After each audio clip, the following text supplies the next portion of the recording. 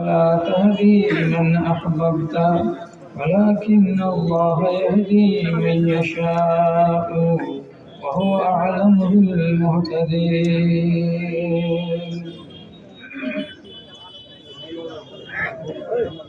পাহাড় যেমন করে ঝর্ণা ঝরায়, নদী যেমন করে সাগরকে চাই, তেমনি করে প্রভু চাই আমি তোমাকে। আধার যেমন করে চাই আলোকে, আধার যেমন করে চাই আলোকে। শিশু যেমন করে তার মায়ের কোল আঁকড়ে ধরে রাখে, করে না তো ভুল, প্রভু করে না তো ভুল, তেমনি করে প্রভু ধরি আমি তোমাকে, তেমনি করে প্রভু ধরি আমি তোমাকে। আধার যেমন করে চাই আলোকে, আধার যেমন করে চাই আলোকে। স্বপ্ন বিভোর চোখে ভাবি সারাক্ষণ, তোমার প্রেমের সুধা পাবো যে কখন, আমি পাবো যে কখন। জীবনের সবখানে চাই আমি তোমাকে, জীবনের সবখানে চাই আমি তোমাকে। আধার যেমন করে চাই আলোকে, আধার যেমন করে চাই আলোকে। শ্রদ্ধেয় সভাপতি সাহেব, সমবেত এই এলাকার বিভিন্ন প্রান্ত থেকে পতঙ্গের মতো ছুটে আসা আমার সকল শ্রেণীর ছোট বড় ধনী গরিব শিক্ষিত অশিক্ষিত প্রাণের ভাই এবং বন্ধুগণ, তথা সেই সঙ্গে আড়ালে অপেক্ষামান স্ক্রিনের সামনে বসে থাকা আমার স্নেহের মাতা ও ভগ্নীগণ, আল্লাহ রাব্বুল আলামিনের শুকর গুজারি করছি। মধ্যখানে কিছুদিনের ব্যবধানকে ঘুচিয়ে পুনর্বার আপনাদের মুখোমুখি হয়ে একটুখানি মত বিনিময় করার জন্য আল্লাহ তাআলা আমাদেরকে সুযোগ দিয়েছেন। আপনি শ্রোতা হিসেবে এসেছেন, আমি কিছু বলবো বলে এসেছি। আমাদের উভয়ের উদ্দেশ্য যেন নেক হয়। আমি যে কথাগুলো বলছি সেগুলো যেন আপনার হৃদয় পর্যন্ত পৌঁছাতে পারি এবং সেগুলো থেকে আপনি উপকৃত হতে পারেন, এই একটা কামনা বাসনা মনে রেখে আল্লাহ রাব্বুল আলামিনের আমরা সবাই মিলে শুকরগুজারি করি মহাব্বতের সাথে। যদি একটি বার ঠোঁটটাকে হিলিয়ে বলে দিতে পারতেন সুবহানাল্লাহ, আলহামদুলিল্লাহ। তারপরে আখিরি নবী রহমতুল্লিল আলামিন বিপ্লবী জননেতা জনাবে মুহাম্মদুর রাসূলুল্লাহ সাল্লাল্লাহু আলাইহি ওয়াসাল্লামের উপর শত সহস্র দরুদ ও সালাম নাযিল হোক। আল্লাহুম্মা সাল্লি আলাইহি আল্লাহুম্মা বারিক আলাইহি। বেরাদার ইসলাম, আমি খুব পুরাতন মুখ আপনাদের কাছে। আমার প্রতি আপনাদের যেটুকু ভালোবাসা আছে সেটুকুকে আমি সম্মান করি, কিন্তু কালের প্রবাহে আপনি যেমন ভেসেছেন তেমনি অন্যান্য দেশও ভেসেছে। তাই আপনাদের মূল্যবান সময়কে আমি নষ্ট করব না। আপনাদের মন চাইছে, আপনাদের আবেগে ঠাঁই পেয়ে আছে, যেগুলো নতুন চেহারা নতুন মুখ, সেগুলোকে আমরা এক নজর দেখবো, তাদের কথা শুনবো। তার জন্য আমি সরাসরি বলছি আপনাকে যে আমি 10:15 কথা আরম্ভ করলাম, 11:30 স্টেজে আমি ছেড়ে দেব এবং দেখতে পাবেন আপনাদের আজকের পরবর্তী বক্তা এটা নতুন চেহারা আপনাদের সামনে, আপনাদের এখানে এসে হাজির হয়ে যাবে ইনশাআল্লাহ, এটা আমার বিশ্বাস। আমি 1 ঘন্টার ভেতরে আমার আলোচনাকে আমি শেষ করে দিচ্ছি। আমার আলোচনাতে এদিক ওদিকের কথা বলে সময়গুলোকে নষ্ট না করে সরাসরি কাজের কথাই আমি পদার্পণ করছি। আমার কথার দিকে একটুখানি লক্ষ্য করবেন।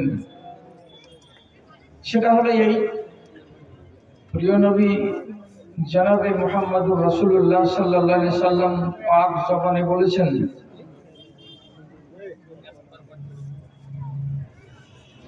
ভাই যারা দাঁড়িয়ে আছো, দাঁড়িয়ে থাকলে অসুবিধা আমার নেই, তোমরা আল্লাহর ওয়াস্তে কথা বলো না, আল্লাহর ওয়াস্তে তোমরা একটু নীরবতা পালন করো। মিজাজটা আমার খাট্টা আছে, পরিষ্কার বলছি, আমার মগজ তেঁতুলের টকের মতো হয়ে আছে। তো তোমরা আমাকে ক্ষিপ্ত করিও না। রব্বুল আলামিনের নাই বলছেন ইন্নাল্লাহা ইউতিল মালা লিমান ইউহিব্বু ওয়া লিমান লা ইউহিব্বু। অর্থাৎ প্রতীক খেয়াল করুন, আল্লাহ রাব্বুল আলামিন পৃথিবীতে যাকে ভালোবাসেন তাকে ধন দেন, যাকে ভালোবাসেন না তাকেও ধন দৌলত দেন। অর্থাৎ আমি যদি 10খানা ট্রাকের মালিক হই, কোটি টাকা যদি আমার ব্যাংক ব্যালেন্সে থাকে, তাহলে আমি মনে মনে এই কথাটা যেন না বলি যে আল্লাহ তাআলা আমাকে পছন্দ করেন, ভালোবাসেন বলে এত টাকা পয়সা জমি জিরা গাড়ি আর বাড়ি দান করেছে। ধনী হয়েছেন বলে দাবি করবেন না যে আমি আল্লাহর খুব প্রিয় লোক। কেন? রাসূলুল্লাহ বলছেন কাফেরকেও আমি ধন দিয়েছি। অনেক কাফেরের বাড়িতে কোটি টাকা আছে, কোটি কোটি টাকা আছে, মিলিয়ন মিলিয়ন টাকা আছে, গাড়ি আছে, বাড়ি আছে, সব কিছু তাদের কাছে আছে। কাজে কেউ যদি ধনী হয়ে যায় এটা তার আল্লাহর ভালোবাসার পরিচয় নয়। কাফেরকেও মাল দিয়েছি, মুসলমানকেও আমি মাল দিয়েছি, তাহলে কি দিয়ে আল্লাহর পছন্দ ধরতে পারা যাবে? রব্বুল আলামিন নাই বলছেন ইন্নাল্লাহা ইউতিল ঈমানা লিমান ইউহিব্বুহু। আল্লাহ রাব্বুল আলামিন ঈমান নামের সম্পদটা যাকে ভালোবাসেন তাকে দান করেন, আর ঈমান নামের সম্পদটা যাকে ভালোবাসেন না তাকে দান করেন না। বুঝতে পারলেন? তাহলে পৃথিবীতে আল্লাহর ভালোবাসা কারা? যার অন্তরে আল্লাহর উপরে ঈমান আছে তারা। কতটি লোক আছে এরকম? তাড়াতাড়ি হিসাব করেন। সারা পৃথিবীতে 228টি দেশ আছে, মনে থাকবে 228টি দেশ আছে। আর এই 228টি দেশের ভেতরে মোটামুটি 52খানা ইসলামী রাষ্ট্র আছে। সারা দুনিয়া মিলে পৃথিবীতে 865 কোটি মানুষ বাস করে। এখন বর্তমানে 865 কোটি, তার ভেতরে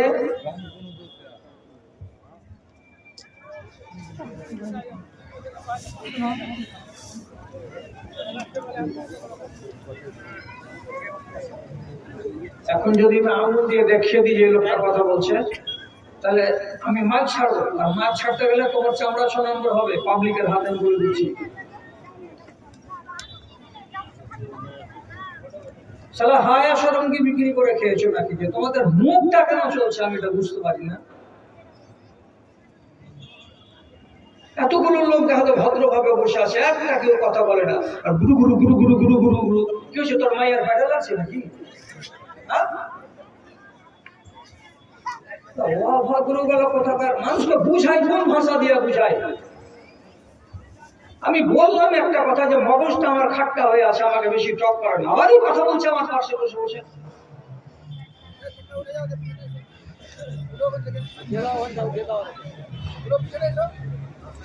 থাক না বসে, আমি তো বলেই দিয়েছি দাঁড়িয়েও থাকো বসেও থাকো, কিন্তু কথা বলিও না আপোষের ভিতরে, আমার কানে যেন না আসে। ইয়ারফোনে কথা বলো। পৃথিবীতে মুসলমান কতটি আছে? 135 কোটি। টোটাল মানুষ কতটি বলেছিলাম? 865 কোটি। 865 কোটি মানুষ, তার ভেতরে 135 কোটি এরা ওয়াহাদাহু লা শারীককে মানে। আমি জড়িয়ে কথা বলছি না, সোজাসাজি বলছি, যাদের বুকে ঈমান নেই তারা হলো জাহান্নামের কয়লা। আর যারা এক আল্লাহ রাব্বুল আলামিনকে লা শারীক মাবুদ বলে মেনেছে তারা জাহান্নামের কয়লা নয়। তাহলে আপনি নিজে আঙুলে গুনে বলেন তো যে আল্লাহর ভালোবাসার লোকগুলোর সংখ্যা কতটি? তো 135 কোটি। আর বাদ বাকি 733 কোটি মতো সবই হয়ে গেল কি, যাদেরকে রব্বুল আলামিন পছন্দ করেন না। তাহলে আপনি এত বড় কপালওয়ালা লোক যে আল্লাহ আপনাকে ভালোবেসেছেন বলে ঈমান দিয়েছেন। এখন সেই ঈমানের মূল্যায়ন করব আপনার এখানে বসে বসে, যে ঈমানটাকে নিয়ে কি খেলা খেলছেন। 1 ঘন্টাতে লম্বা মূল্যায়ন হবে না। ভালো করে বুঝেন যাকে আল্লাহ ভালোবাসেন তাকে ঈমান দেন, আর যাকে ভালোবাসেন না তাকে ঈমান দেন না। হাজার চেষ্টা করে আমিও পারবো না, আপনিও পারবেন না। নামটি মনে রাখুন তো, একটা লোকের নাম আবু তালেব আর তার স্ত্রীর নাম ফাতেমা। একই বাড়িতে উঠা বসা, স্বামী স্ত্রী দুজন একই বিছানায় ঘুমাই। এদের ভেতর থেকে আবু তালেব আল্লাহ পাকের নবীকে মানতে পারলো না, আবার তার স্ত্রী ফাতেমা স্বামীকে জানালো না জানালো, স্বামীকে উপেক্ষা করেই রাসূলুল্লাহকে মেনে নিল। তাহলে বাড়ির স্বামী স্ত্রী দুজনের ভেতরে একজন ঈমান কবুল করতে পারছে আর একজন ঈমান কবুল করতে পারে না। আরেকটা নাম দেখেন তো, ফেরাউন আর তার স্ত্রী আসিয়া। এই বাড়িটাতেই নবী মুসা আলাইহিস সালাতু ওয়াস সালাম লালিত হলেন, পালিত হলেন। আর হওয়ার পরে বড় হয়ে দুশমনের বাড়িতে বড় হওয়ার পর যখন প্রথম ডাক দিলেন এক আল্লাহর দিকে, তো পিছনের ইতিহাসগুলোকে দেখে আসিয়া ঈমান এনে নিতে পারলো, কিন্তু ফেরাউন ঈমান আনতে পারলো না। ব্যাপারটা এমন কেন হচ্ছে? কেন হচ্ছে? তার উত্তর হলো এটাই, আল্লাহ রাব্বুল আলামিন ফেরাউনকে পছন্দ করেননি এবং তার স্ত্রী আসিয়াকে পছন্দ করেছেন যে তাকে আমি হিদায়াত দেব, ঈমান দেব। আল্লাহ রাব্বুল আলামিন আবু তালেবকে পছন্দ করেননি এই যে তাকে আমি ঈমান দেব না। যার কারণে তার চোখের সামনে এত সুন্দর সুন্দর ঘটনা ঘটেছে, তথাপি তার চোখের সামনে ঈমানের জ্যোতি প্রকাশিত হয়নি, ঈমান আনার তাকে আল্লাহ তাআলা সুমতি দেয়নি। কেন? যে আল্লাহ চান না। যদি খুলে কথা বলি তাহলে আপনাকে একটা কথা বলে দিচ্ছি, খেয়াল করবেন। রাসূলুল্লাহর বয়স যেদিন 5 বছর, সেই সময় আবু তালেবের বাবা রাসূলুল্লাহর দাদা আব্দুল মুত্তালিব বেঁচে ছিলেন। মক্কার মাটিতে খুব বিশাল দুর্ভিক্ষ নেমে এলো এবং অনাবৃষ্টিতে গোটা এলাকা, গোটা দেশ কাঠফাটা রোদে ফেটে চৌচির হয়ে গেল। মনে হচ্ছে গাছগাছড়া বাঁচবে না, পশু পাখি বাঁচবে না, মানুষ বাঁচবে না, এত কঠিন অবস্থা। জাহেলিয়াতের যুগ থেকে নবীজির দাদাজি ছিলেন বাইতুল্লাহ শরীফের খাদেম। লোকেরা এসে বলল, আব্দুল মুত্তালিব তুমি দোয়া করো, তোমাদের দোয়া আল্লাহ তাআলা কবুল করতে পারেন। আব্দুল মুত্তালিব এসে কাবার প্রাঙ্গণে আল্লাহ রাব্বুল আলামিনকে ডাকলেন। ওনারা ছিলেন যদিও তা মুশরিক, কিন্তু ওনারা মাটির খোদাকে পূজা করেননি। ইব্রাহিম নবীর টিম টিম টিম টিম করে জ্বলতে থাকা মিল্লাতে ইব্রাহিমের 2-4টা কথাকে নিয়েই বেঁচেছিলেন। ওনারা কোনোদিন পূজা করতেন না দেবদেবী। তিনি দোয়া করতে লাগলেন আল্লাহ তাআলার কাছে, আল্লাহ পানি দাও, আল্লাহ পানি দাও। 2 দিন গত হলো, বৃষ্টি হলো না।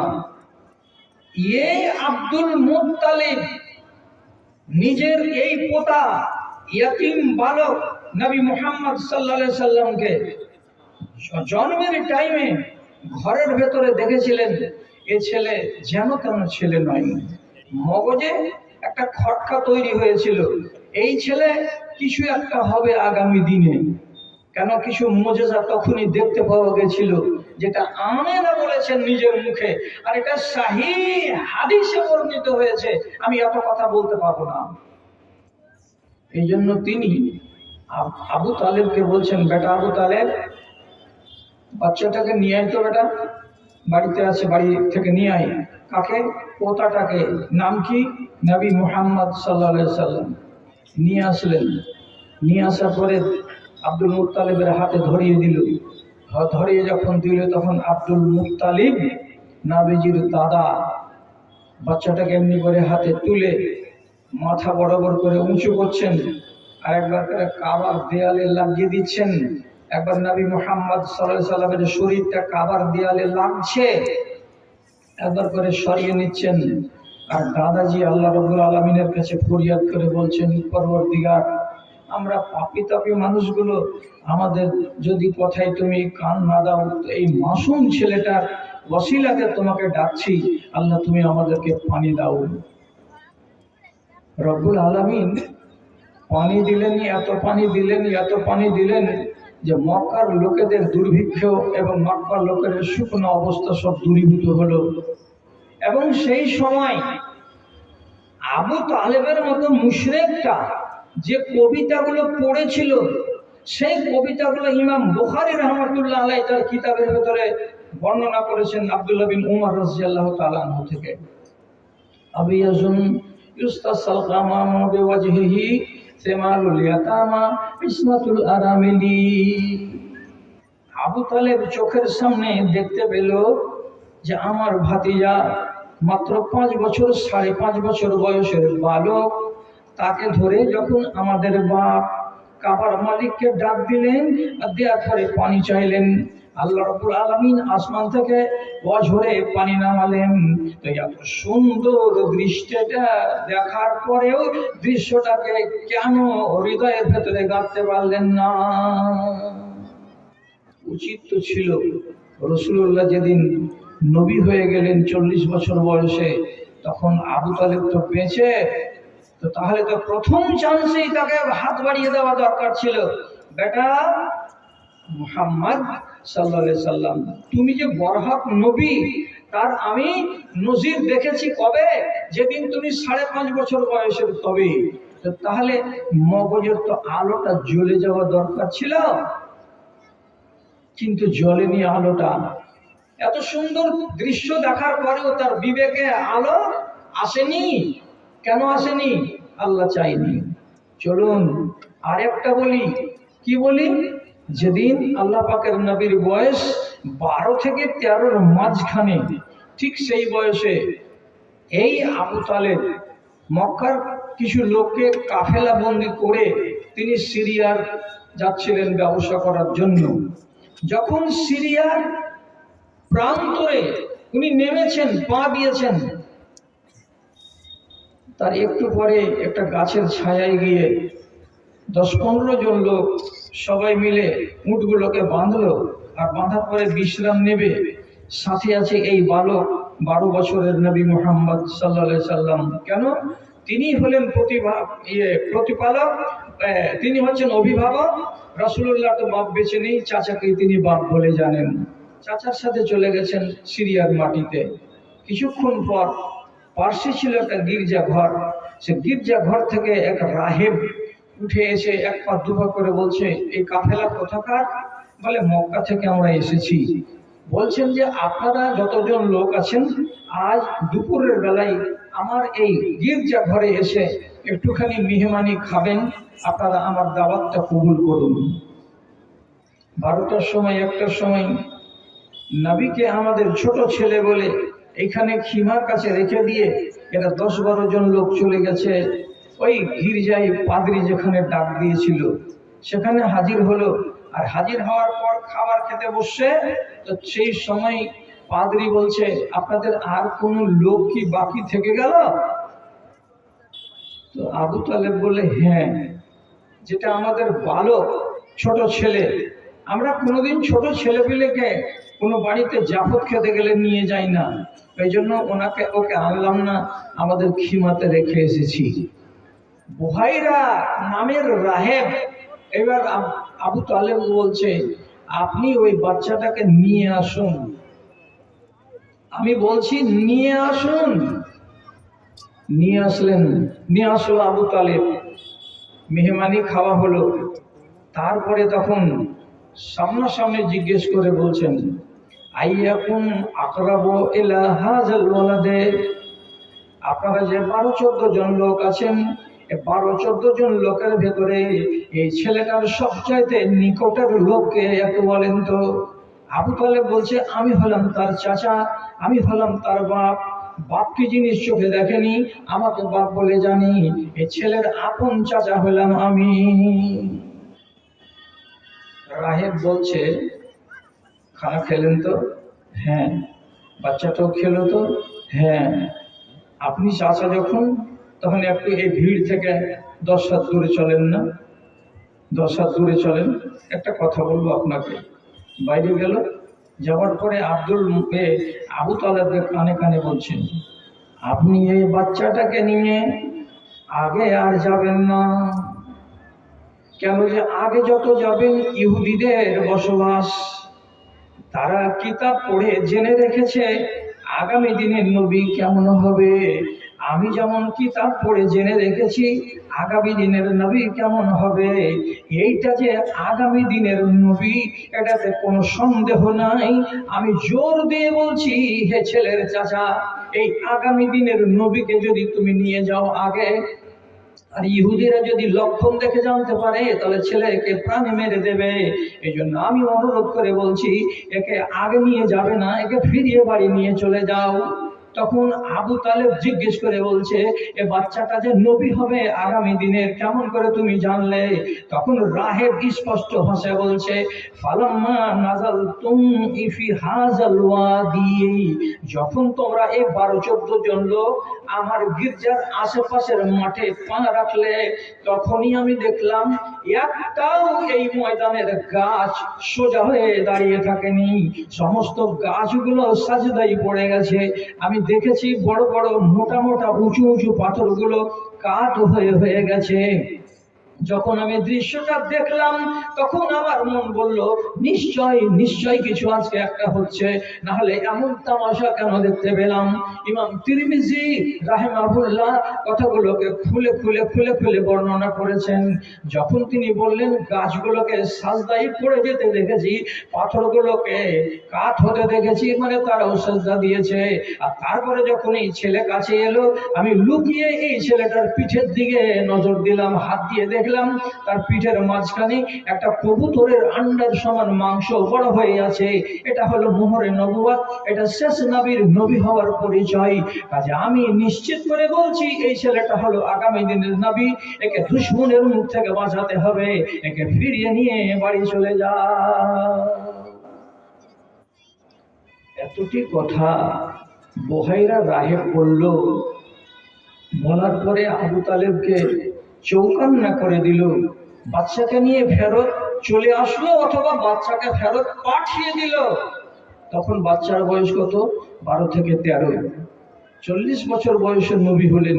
তাহলে এই লোকটা যেদিন নবীজি নবী হচ্ছেন, তো তখন পর্যন্ত আবু তালেবই রাসূলুল্লাহ পৃষ্ঠপোষক, তিনি হচ্ছেন নিকামান, ঈমান আনছেন না। 5 জনের লোক হলো, তারপরে 13 জন হলো, তারপরে 29 জন লোক হলো, তারপরে 40 জন হলো, তারপরে মেরে কেটে কত রকম করে 100 নিচেই থেকে গেল, উপরে গেল না। 13 বছরে এইটি মুসলমান হলো মক্কায়। তবুও আব্দুল মুত্তালেব, আবু তালেব ঈমান আনছে না।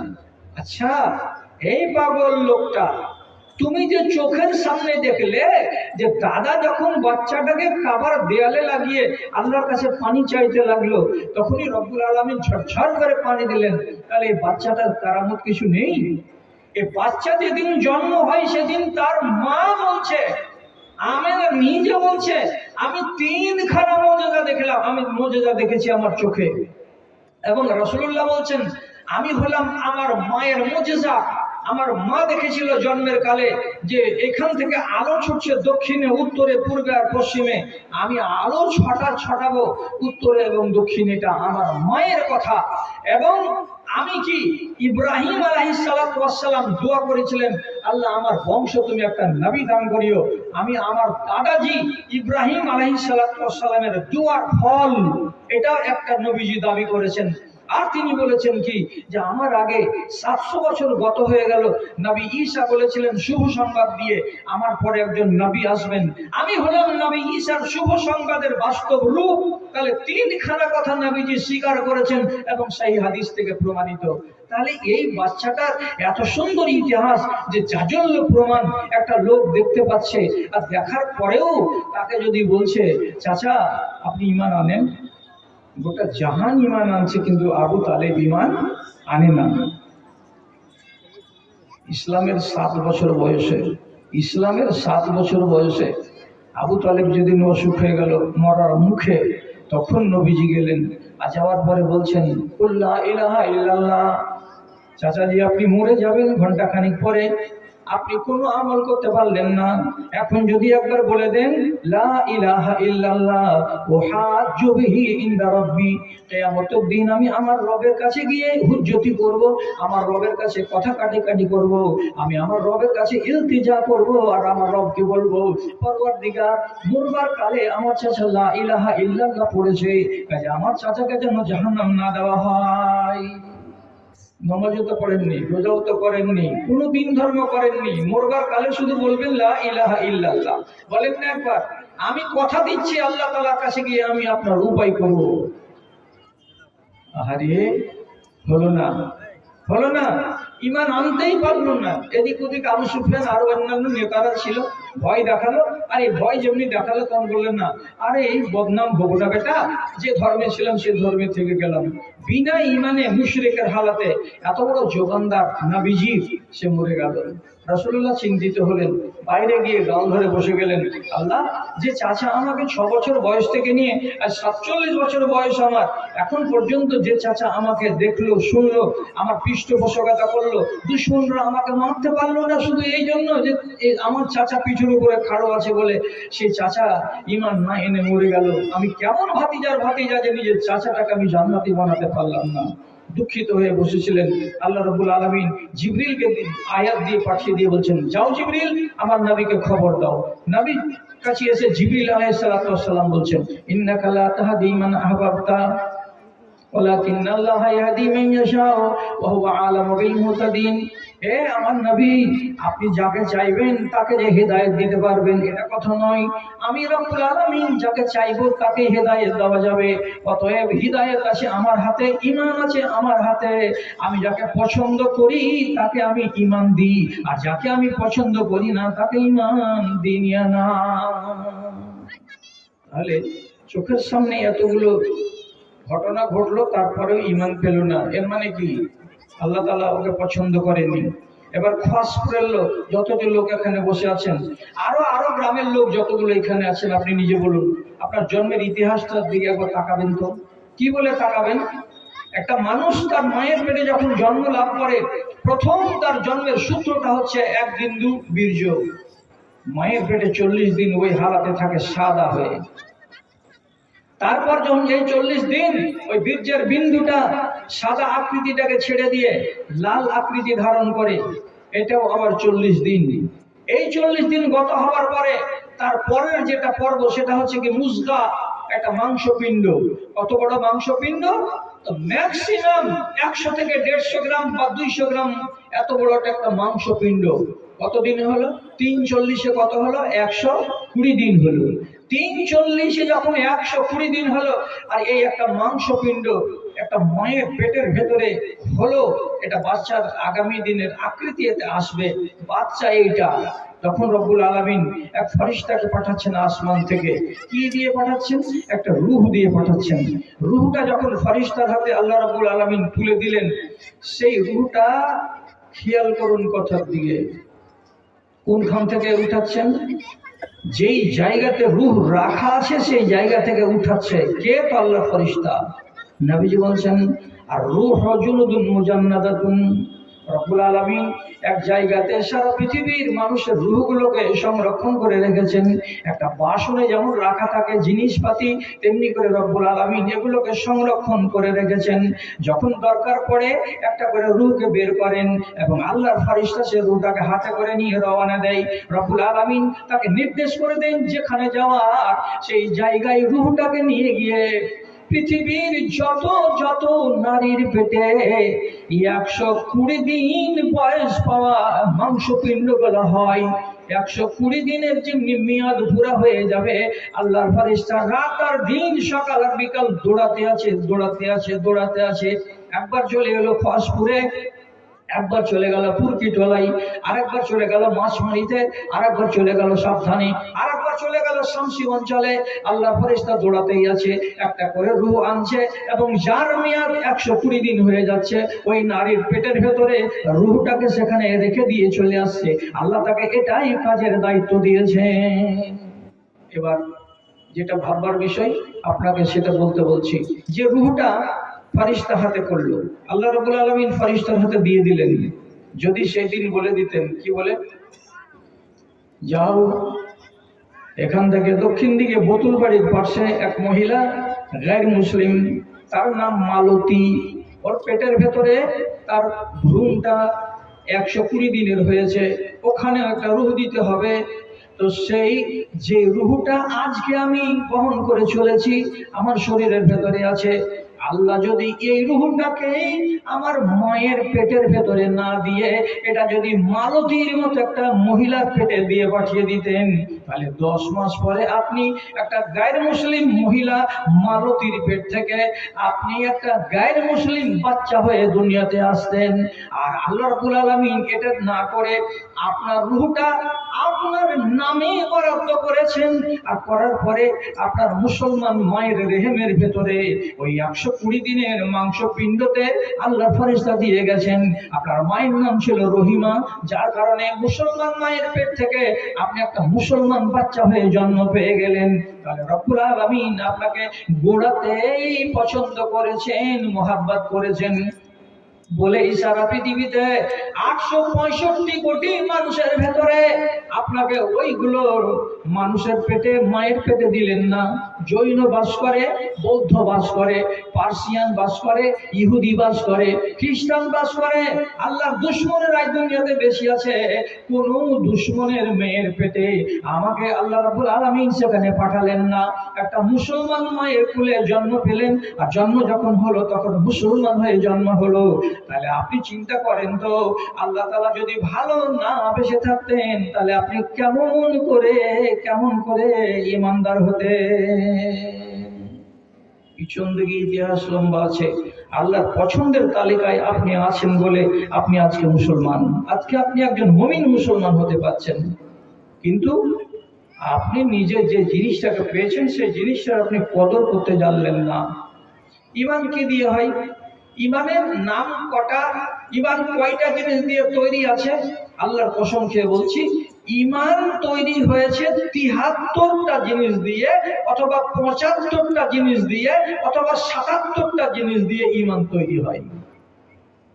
এর ভেতরে আদেশ আছে, নিষেধ আছে, আদেশ আছে, নিষেধ আছে। এতটি জিনিসের একত্রীকরণ যখন হয়ে যাবে তখন আপনার ভেতরে ঈমান পূর্ণ হয়ে যাবে।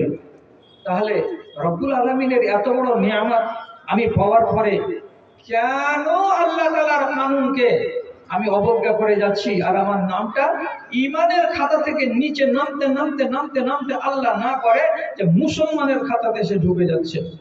এই খস করে এলো, কাকে বলে ঈমান আর কাকে বলে ইসলাম বুঝবেন? সোজা সোজা কথা বলছি, 3টা নাম মুখস্থ করুন। কালকে কোনো একজন লোককে চায়ের দোকানে বসে শিখিয়ে দেবেন, আল্লাহ আপনাকে অনেক সওয়াব দান করবে। এই পৃথিবীর মাটিতে এই মুসলমানগুলো আছে 3 কোয়ালিটির। একগুলোর নাম হলো মুসলমান, আর একগুলোর নাম হলো মুমিনিন, আর একগুলোর নাম হলো মুসলিহিন।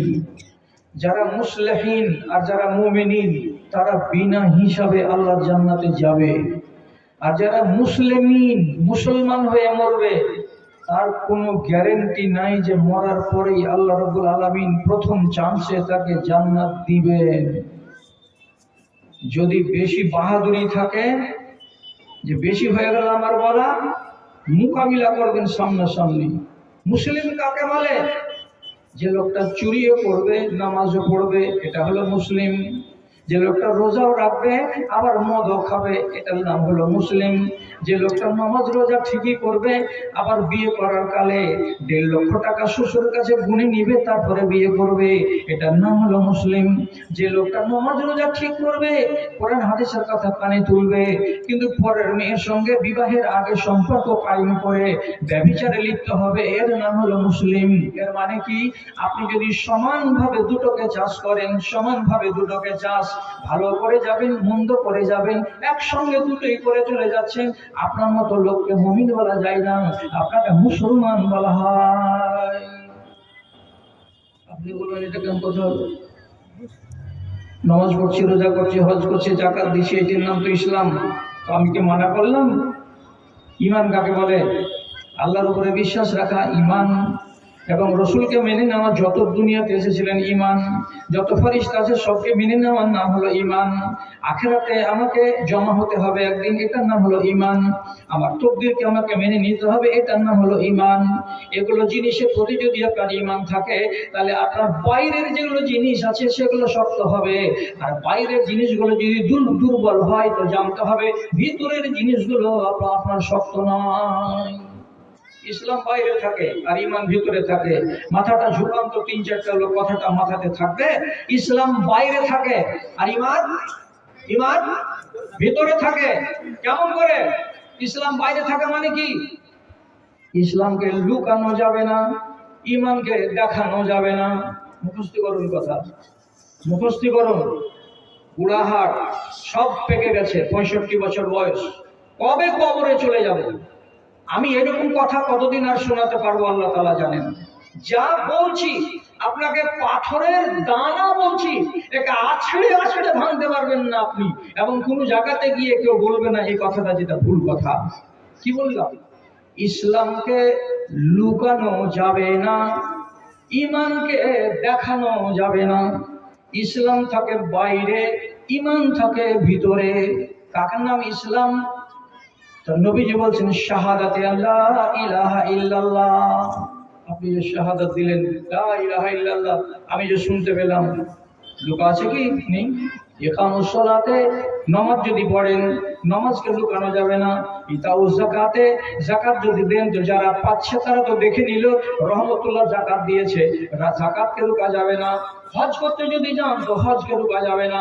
এই জিনিসটির নাম হলো ইসলাম। যতই ঢাকবেন ঢাকা যাবে না। ঈমান কার নাম? এবার দেখেন, এবার কি বলছেন আল্লাহ তাআলা? ঈমান কাকে বলে? আফিনাল ঈমান আন তুমিনা বিল্লাহি, আল্লাহর উপরে ঈমান আনতে হবে। ঈমান কি দিয়ে হয়? মুখ দিয়ে হয় না অন্তর দিয়ে হয়? এক্ষুনি বলুন তো দাদা আমার, আপনার ঈমান অন্তরে 4 আনা আছে না 8 আনা আছে না 6 আনা আছে না 12 আনা আছে? আপনি পৃথিবীর কোন মানুষকে দিয়ে বুক ছেড়ে দেখাতে পারবেন যে এটা আমার ঈমান? দেখা যাবে? ঈমান আছে কোথায়? বুকে।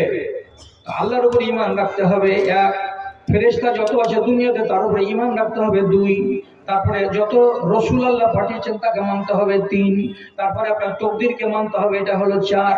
কিয়ামতের দিন আপনাকে হাসরের ময়দানে আবার আসতে হবে, রব্বুল আলামিন দ্বিতীয়বার আপনাকে জন্মদান করবেন, এটা হলো আপনার ঈমান।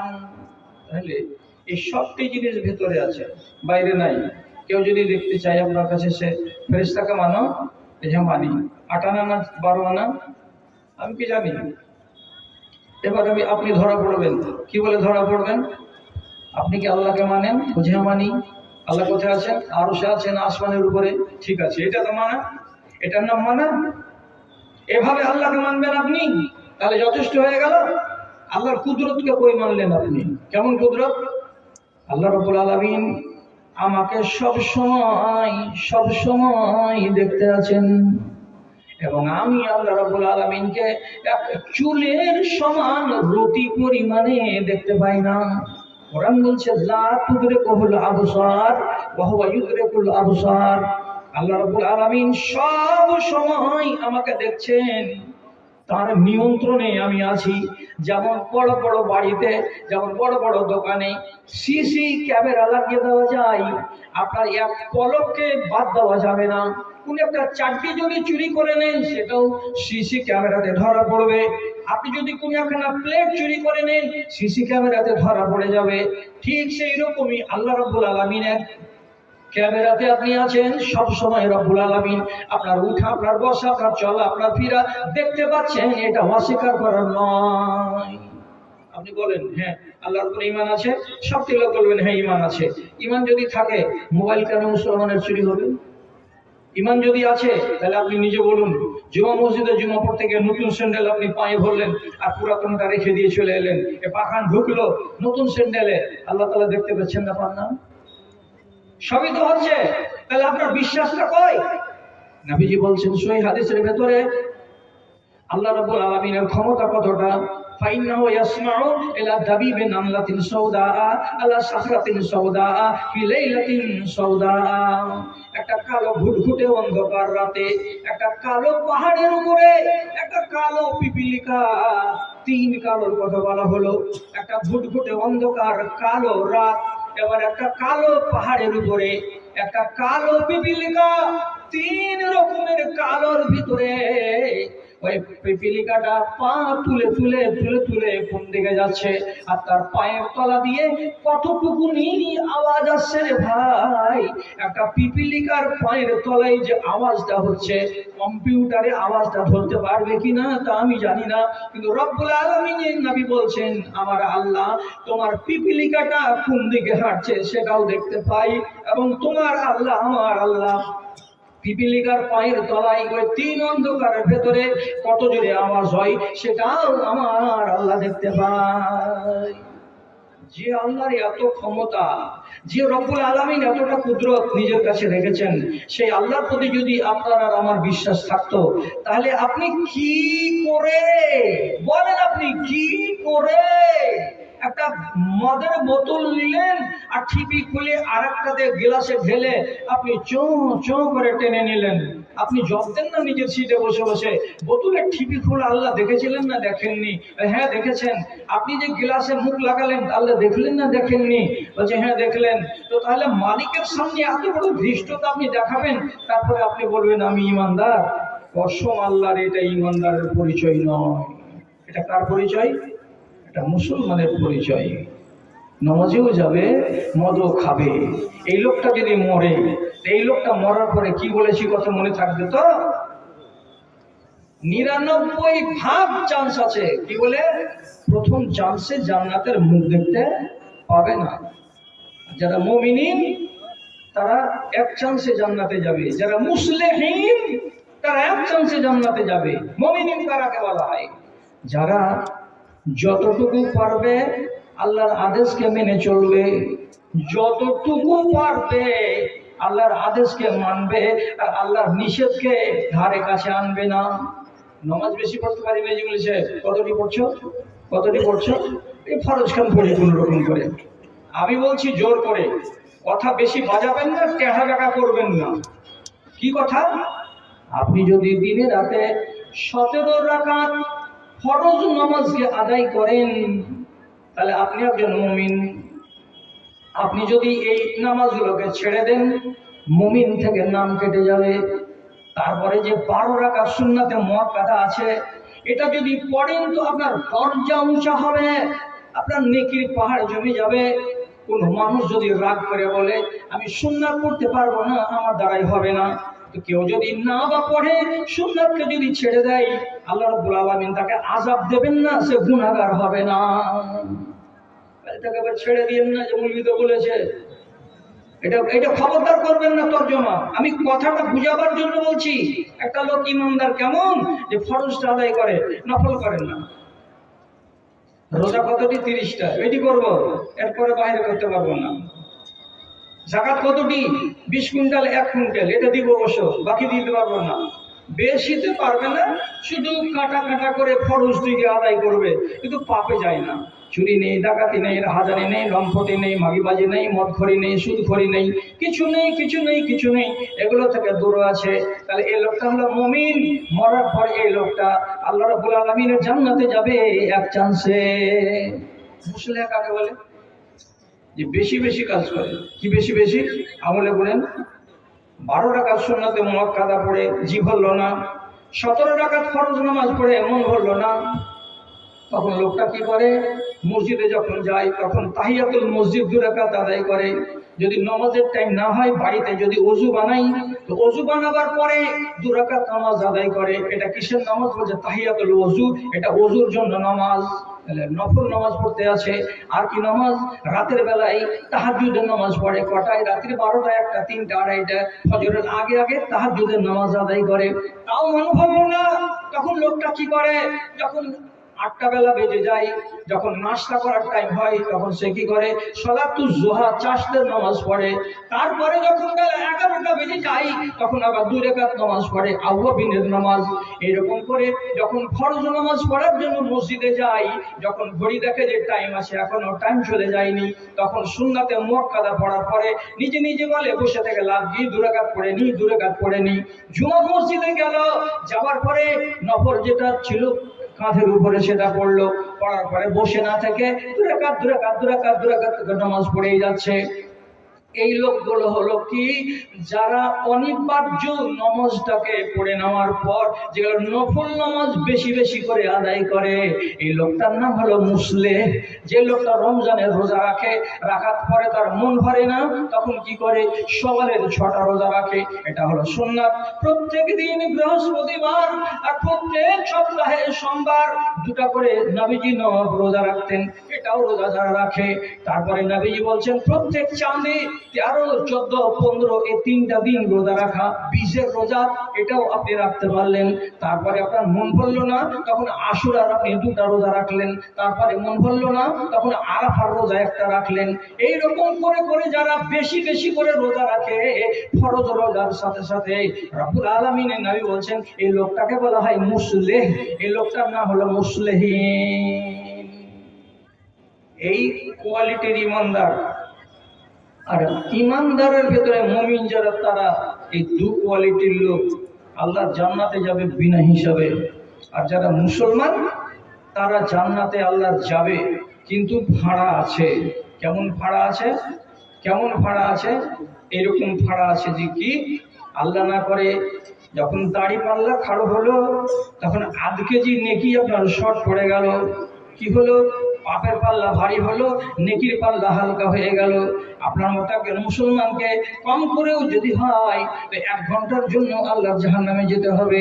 কিয়ামতের দিন এমন মুসলমান পাওয়া যাবে যারা 10 ঘন্টার জন্য জাহান্নামে যাবে, যারা 1 দিনের জন্য যাবে, যারা 1 সপ্তাহের জন্য জাহান্নামে যাবে, যারা 15 দিনের জন্য জাহান্নামে যাবে, যারা 1 মাসের জন্য জাহান্নামে যাবে।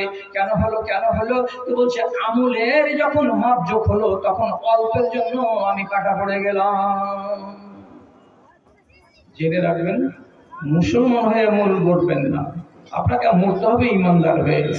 এখন যদি জিজ্ঞেস করি, আল্লাহ তাআলা এত বড় নিয়ামত আপনাকে দান করেছেন, সে নিয়ামতের বেকদরি করছেন না সম্মানই করছেন?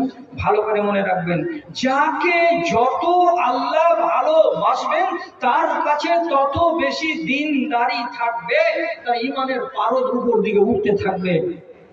আপনি নিজে এই কাঁটাতে নিজেকে মেপে নেবেন, আপনার ভেতরে যত রকমের পাপ আছে, জানবেন আল্লাহ আমাকে অত পছন্দ করে না যত মকবুল হাজিকে পছন্দ করে, যত ইসলাম আলীকে পছন্দ করে। কেন এটা কথা আপনি বলবেন? এই জন্য বলবেন, আমি মদ কেন খাই, আমি সুদ কেন খাই?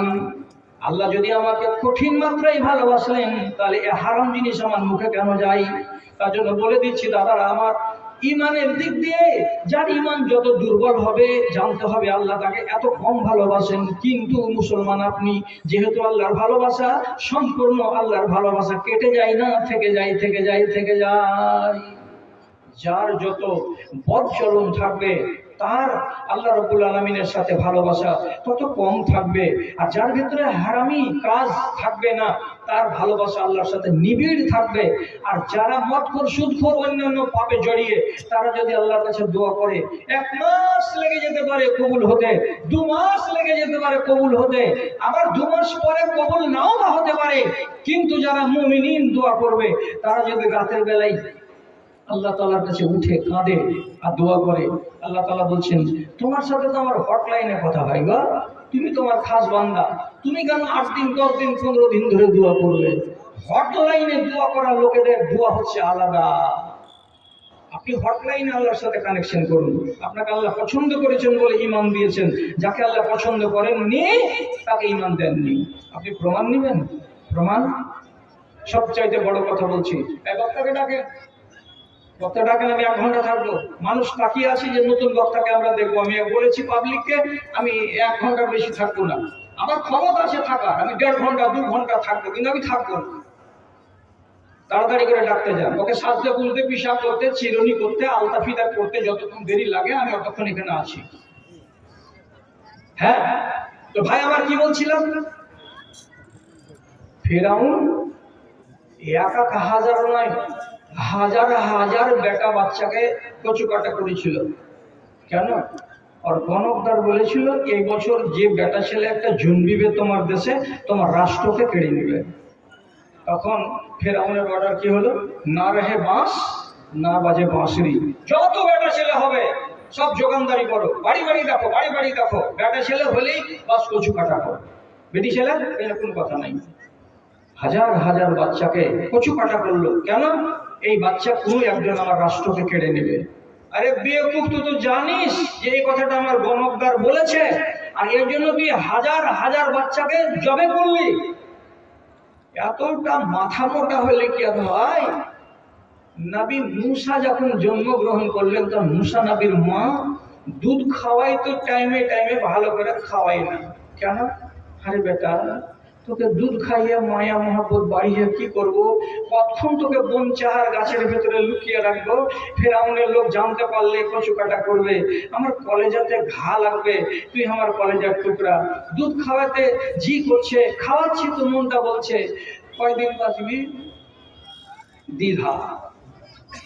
আল্লাহ রাব্বুল আলামিন কোরআন মাজিদে বলছেন, ওয়াওহাইনা ইলা উম্মি মূসা আনিরজাইহি, আমি মূসা নবীর মাকে ওহী করে বললাম, ইলহাম করে বললাম কি, এ মূসা নবীর মা, তুই বাচ্চাটাকে দুধ খাওয়া, বাচ্চাকে দুধ পান করাতে দ্বিধা করিস না।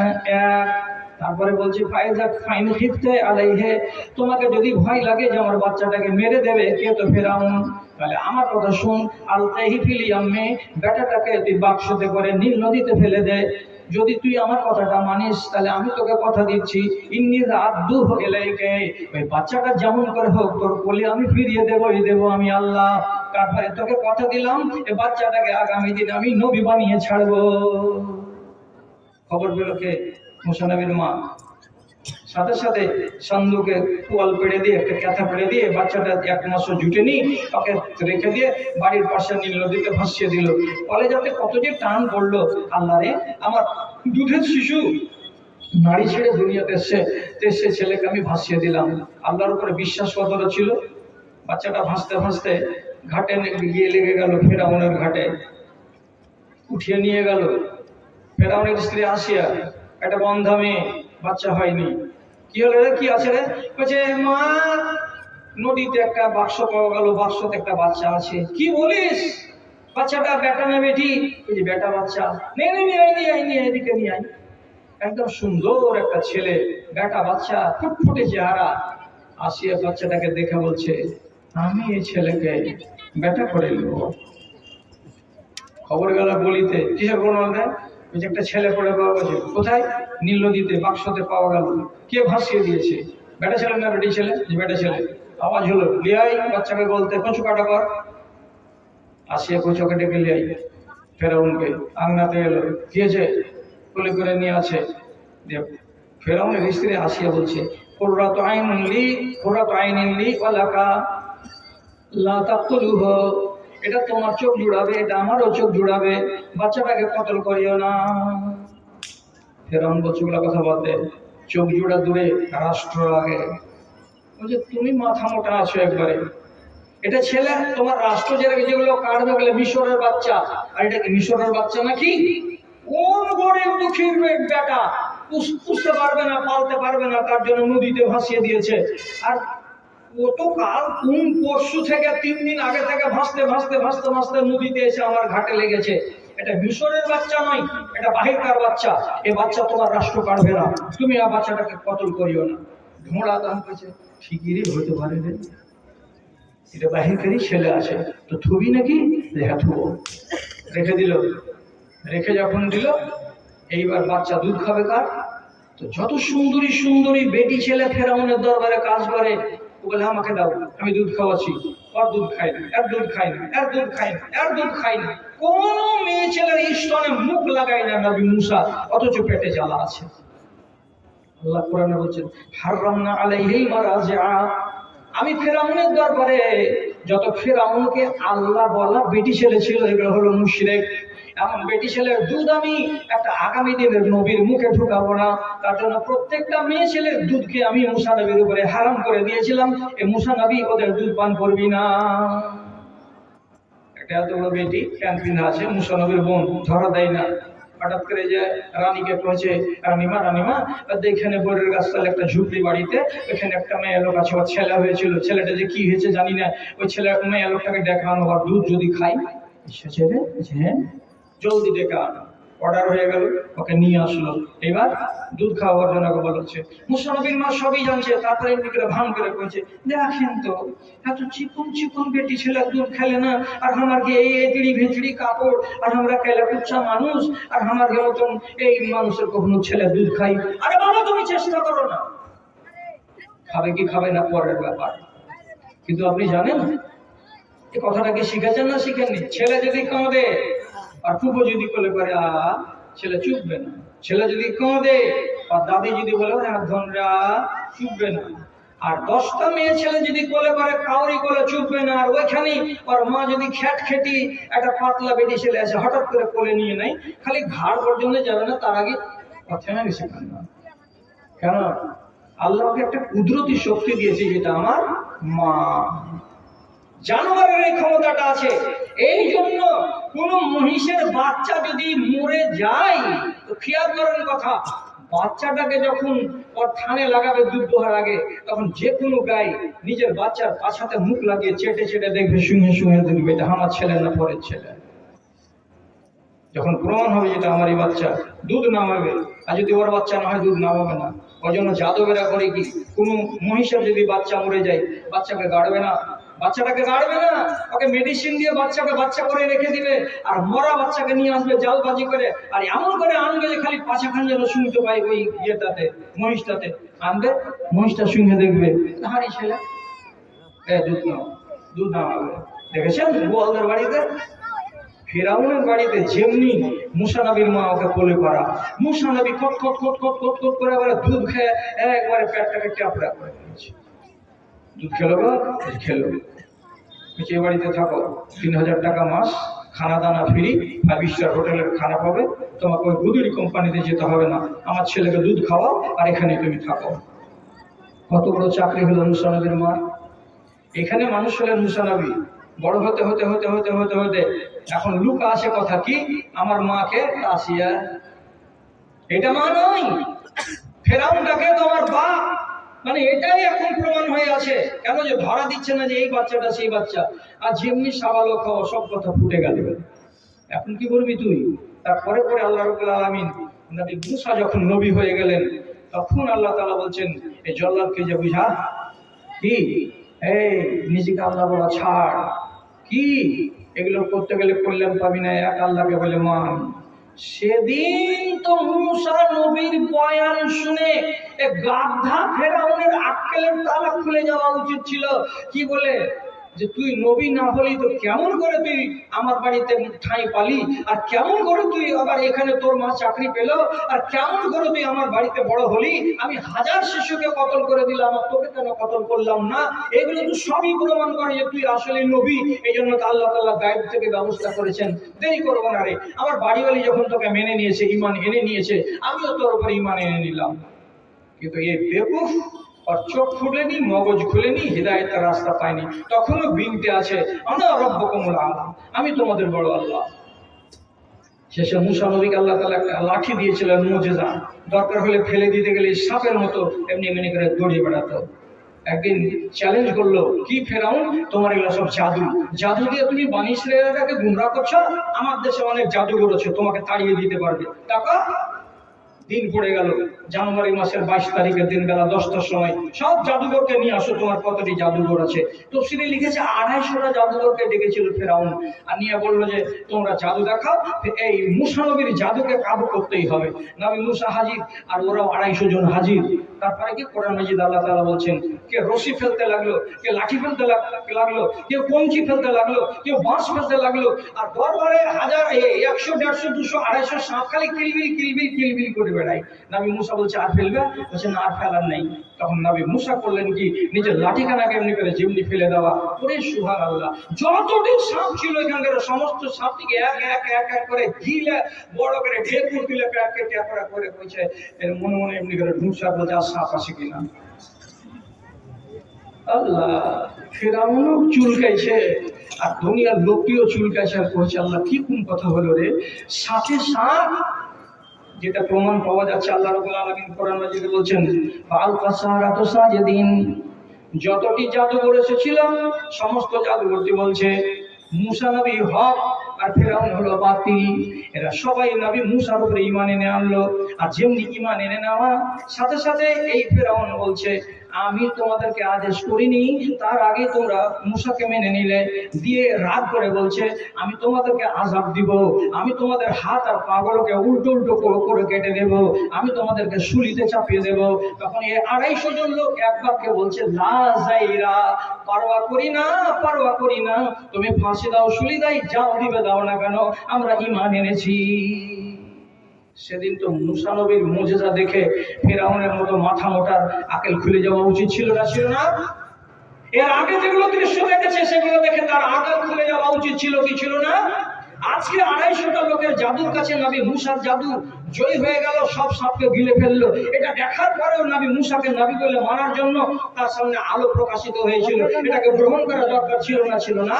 না, সবই কিছু হলো কিন্তু ঈমান আনার তার মানসিকতা তৈরি হলো না। কেন হলো না? আল্লাহ রাব্বুল আলামিন গায়েব থেকে বলেছেন তোকে আমি পছন্দ করিনি, তুই আমার তালিকাতে নেই, তোর নাম, অতএব যত কিছু হোক না কেন তুই ঈমান আনবি না। শেষে মিন্নিল নদীতে ডুবতে গিয়ে তখন বলছে আমান তবে আমানাতে বনি ইসরাইল কি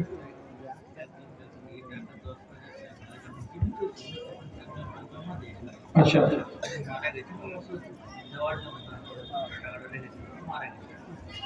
তো সেই ব্যক্তি এবার ওনার নামে এটা টাকাটাকে জমা করে দিলেন। মাশাআল্লাহ, বুঝতে পারলেন কথাটা? দানের উদ্দেশ্যে উনি রেখেছিলেন কাউরি কাছে, তার আগে আগে উনি অফার পেয়ে গেছেন, সেই ব্যক্তি আজকে 10,000 টাকা দিয়ে দিলেন, যে উনার টাকা দানের উদ্দেশ্যে রাখা ছিল সেই টাকাটা উনি আজকে জমা করে দিলেন। যে ব্যক্তি কবরে চলে গেছেন তার নামে এটা দান। আল্লাহুম্মা সাল্লি আলাইহি আল্লাহুম্মা বারিক আলাইহি আল্লাহুম্মা ইগফির লাহু ওয়ারহামহু ওয়া'ফু আনহু ওয়াকরিম নুজুলাহু আল্লাহুম্মা ইযহিবিল ইলমা ওয়াল হিলমা ওয়াযায়্যিনহু বিল ঈমানি ওয়াত তাকওয়া ওয়া লা তু'রিযু বিল ফিতানি ইয়া রাব্বাল আলামিন আমিন বিরহমাতিকা ইয়া আরহামার রাহিমিন। বয়ান শেষ করে দিয়েছি। আচ্ছা, তো এখন 11টা 25 হতে চললো, আর আমাদের আজকের শেষ বক্তা। আসসালামু আলাইকুম। আমাদের মাদ্রাসার হোটেল বন্ধ হতে চলেছে, কারো যদি খাওয়ার প্রয়োজন থাকে তাড়াতাড়ি খাওয়ার সেরে নিতে হবে। আসসালাম। নেতাদেরকে না আনলে দান পাওয়া যায় না, আর নেতারা যখন স্টেজে আসছে তখন আর মনে থাকে না যে আমি নেতা না, আমি মাওলানা।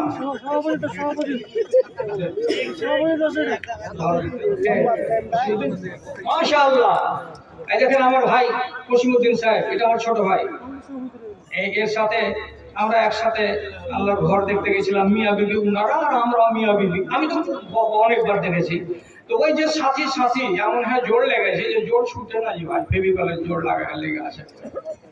এই ডাক্তারটা এই বছর আমার জানা মতো 5 জায়গাতে দাম দিল 10,000 করে করে। আলহামদুলিল্লাহ, মাশাআল্লাহ, জাযাকাল্লাহ। আল্লাহ তাআলা আমার ভাইয়ের রুজি রুটিতে বরকত দেন এবং তারা হালালকে সুখে রাখেন, শান্তিতে রাখেন। আরেকজন 5,000 টাকা দান করেছেন, আল্লাহুম্মা ইগফির লাহু ওয়ারহামহু আল্লাহুম্মা ইযহিবহু বিল ইলমি ওয়াল হিলমি। ইমাম হোসেন সাহেব 4,000 টাকা দান করেছেন। বাপ মাইনা আল্লাহুম্মা সাল্লি আলাইহি আল্লাহুম্মা বারিক আলাইহি। পরওয়ারদিগার তাদের দান তুমি সাদরে গ্রহণ করো, তাদের হালালকে সুখে রাখো, শান্তিতে রাখো। আমাদের মাওলানা ডিস্ট্রিক্টে